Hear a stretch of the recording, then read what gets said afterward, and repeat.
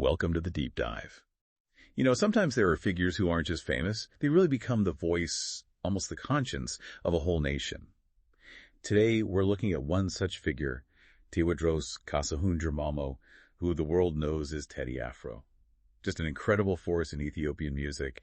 And our mission today, using the sources you brought, is to really unpack his amazing life story. We're talking his surprising start, his incredible musical journey, those really dramatic ups and downs, and of course his huge contribution to Ethiopian music and identity. Exactly. And the material we have really lays it all out, tracing him from his family roots right up to being this huge cultural icon. We'll dig into that fascinating link between his unique way of expressing himself through music and Ethiopia's own shifting social and political scene. This deep dive should really show you why his music hits so hard, both in Ethiopia and for the diaspora all over the world. Helps make sense of it all. Okay, let's do that. So where do we start? Addis Ababa, July 14th, 1976. That's where he was born. Growing up in a capital like that, so vibrant, how much did that mix of culture and music really shape him early on? Well, that's a really key point. His family background was steeped in the arts, but his path wasn't straightforward. His dad, Kasahundramomo, was a singer-songwriter, respected, later a radio journalist. Okay. And his mother, Talea Araj, she was a well-known professional dancer. So art was all around him. You'd think that would be a clear path. Right. But actually, his love for music kind of grew secretly. His father, at least initially, wasn't keen on him pursuing music as a career. Huh. That's surprising. It is, and it makes his later song, Music My Life, which was a tribute to his father after he passed away, feel even more powerful. It suggests, a kind of reconciliation there. That's fascinating. And even without much formal training documented, his natural talent just seemed to burst through. You mentioned he was writing poetry early on. Mm-hmm. Yeah, apparently filled a whole notebook with poems as a teenager.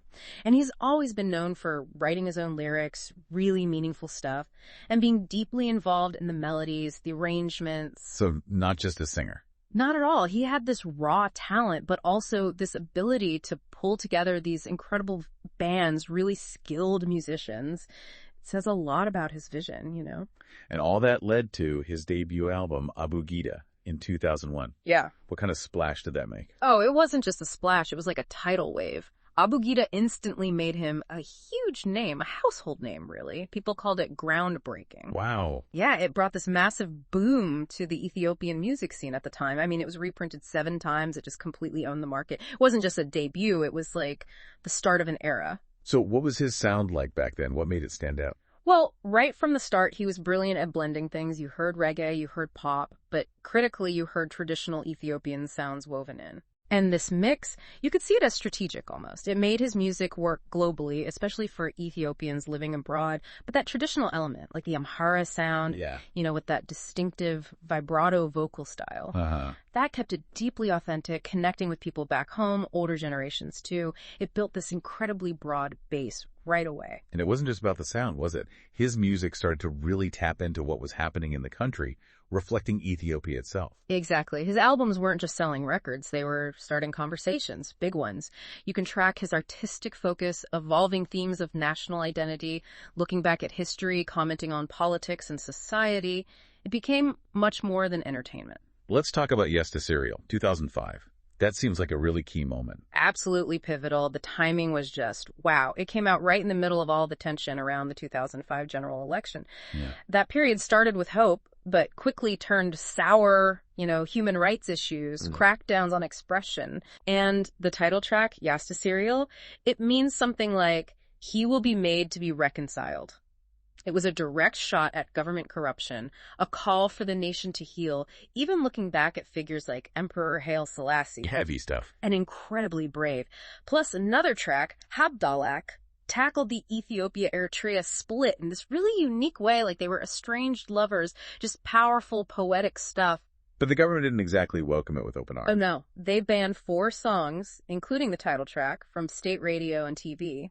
So they tried to shut it down. What happened? Well, it completely backfired. Trying to censor it just made everyone want to hear it more. Yasteseryal became this massive success, sold over 1 million copies super quickly. Wow. It's a classic case, isn't it? Trying to silence an artist just amplifies their voice. For a lot of people, the band cemented him as this courageous figure speaking truth to power. So after the impact of Yasteseryal, what was the next major musical statement? That would be Tikur, which came out in 2012. It means black man.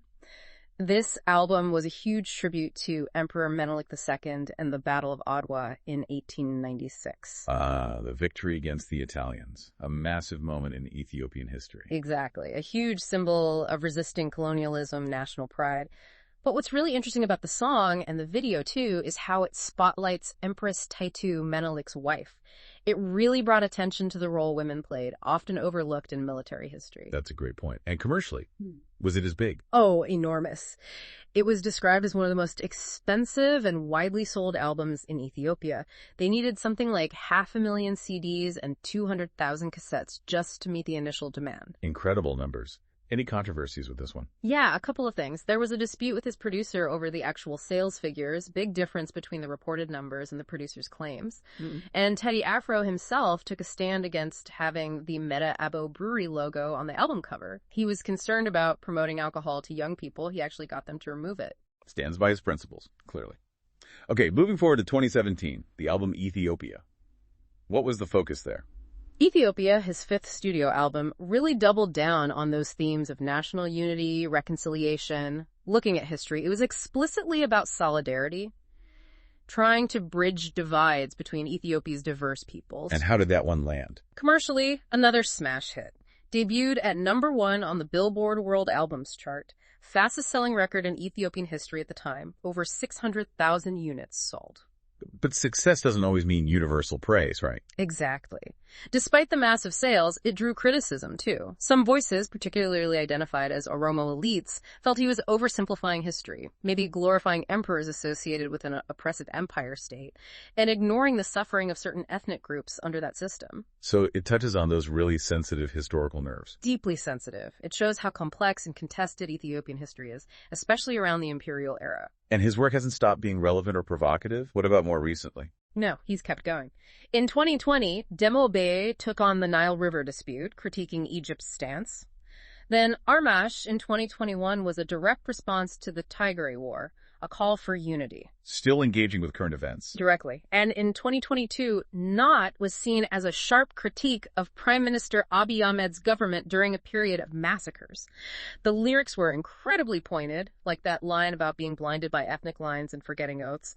He remains right there in the thick of the national conversation. It sounds like a career defined by impact, but also by facing significant challenges head-on. These weren't just minor bumps in the road. Not at all.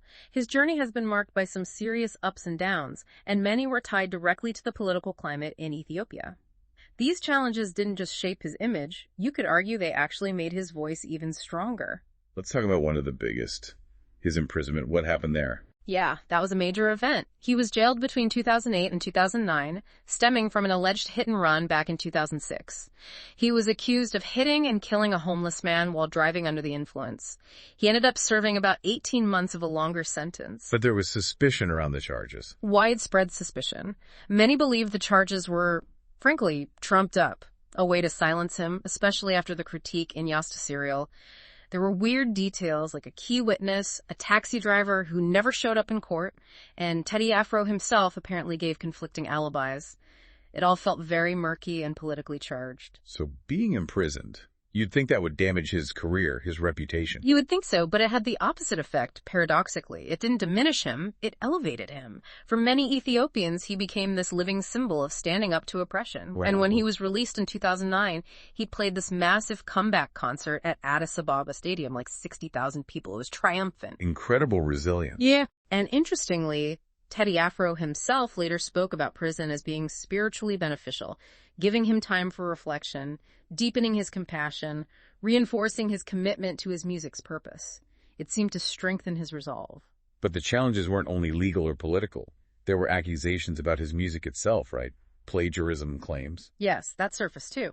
Another entertainer, Seifu Fantahun, publicly accused him of lifting melodies from international songs for some of his tracks. How did Teddy Afro respond? He apparently brushed it off as village gossip, even threatened legal action. But reports say the show producers did present more evidence, and some local newspapers backed up the claims. There were also accusations about using lyrics from writers without proper credit or payment. It did add a layer, maybe a checkered aspect, to his reputation for some. And then came the sponsorship issues in 2014. That sounded quite heated. It was a social media campaign, mainly by Oromo activists, targeted a big sponsorship deal he had with Del Beer, owned by Heineken. Why? What was their issue? Their concern, as reported, was centered on his perceived adoration for Ethiopian emperors and a view of Ethiopian history that they felt ignored the suffering of groups like the Oromo under imperial rule. They saw his nostalgia as problematic. And the campaign worked. It did. Heineken canceled the multi-million-dollar deal, and shortly after, Coca-Cola pulled the plug on a planned World Cup anthem featuring him, basically saying his reputation didn't align with their brand at that moment. Ouch. How did you react to that? Publicly, he hit back hard, especially at Coca-Cola, calling their regional manager unpatriotic and cowardly. It really shows how incredibly sensitive these issues of history, ethnicity, and politics are in Ethiopia, and how even a hugely popular artist isn't immune to the fallout. So we've seen the music, the impact, the serious challenges. How do you explain his staying power? How has he not just survived all this, but arguably become even more iconic? What holds it all together? Well, I think there are a few key pillars. First, you absolutely have to come back to his unique musical style and how it evolved. That blend we talked about, reggae, pop, rock, funk, traditional sounds like the Amhara style, it created this sound that could cross divides. Bridging generations and backgrounds. Exactly. It connected with the diaspora wanting something global, but also deeply resonated with Ethiopians rooted in tradition.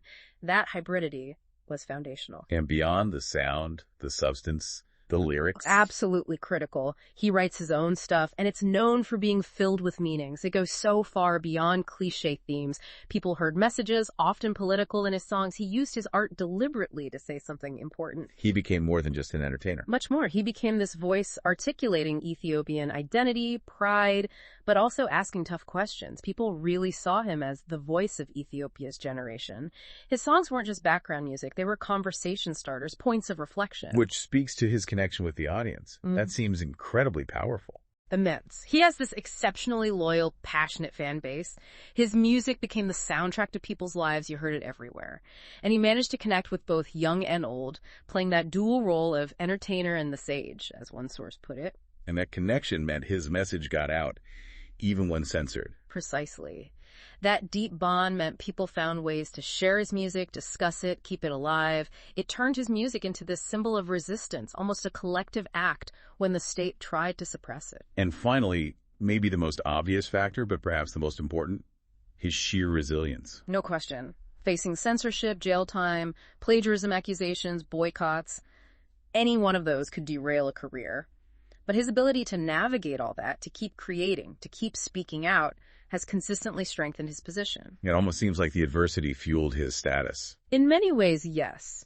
It reinforced his image as someone unwavering, committed, a kind of national hero figure for many. His integrity, artistic and personal, seemed forged in those fires. So when you look at Todra's Kasahun, Teddy Afro, you see this towering figure in Ethiopian music. His whole career really shows you the incredible power art has to mirror society, yes, but also to shape it, to challenge it. He's consistently used his voice for unity, for justice, for holding power accountable. He truly has. It really makes you think, doesn't it, about how artists anywhere in the world often take huge personal risks to become these channels for a nation's hopes, fears, and conversations. What does it really take for one voice using just melody and words to spark change and try to bridge divides in a country grappling with such a complex history and often turbulent times?